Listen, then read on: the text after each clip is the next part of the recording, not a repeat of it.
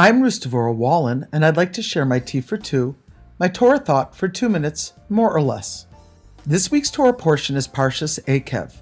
In our portion, the word Eikev is translated to mean if. It's an unusual word that implies consequence or reward due to or because. It's also interesting since there are many other words that can be used for if that have already been used in the Torah, such as im, ilu, ha'im, etc.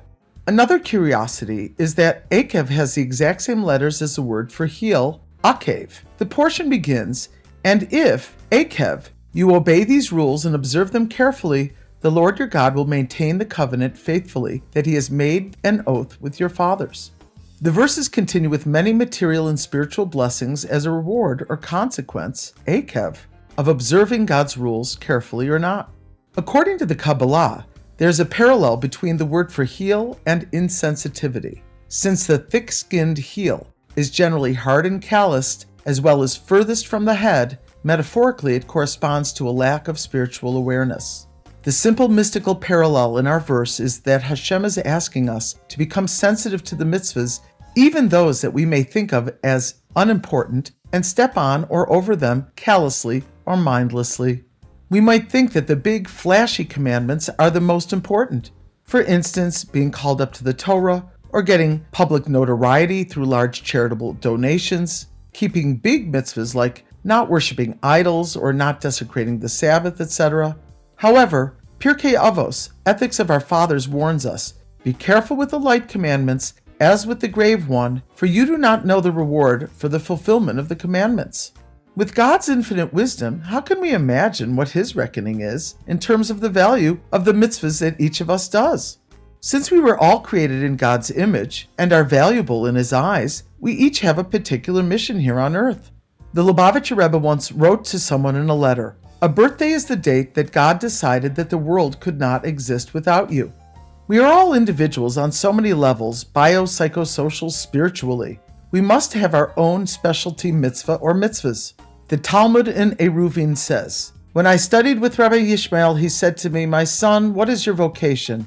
I replied, 'I'm a scribe who writes Torah scrolls.'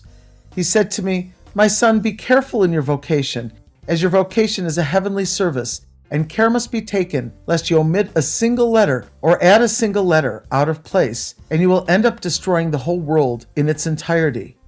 Addition or omission of a single letter can change the meaning from the word for truth, emet, to death, met. One letter can make such a difference." The Lubavitcher Rebbe was charged by his father-in-law, the previous Rebbe, Rabbi Yosef Yitzchak Schneerson, to create a calendar with inspirational messages and learning schedules.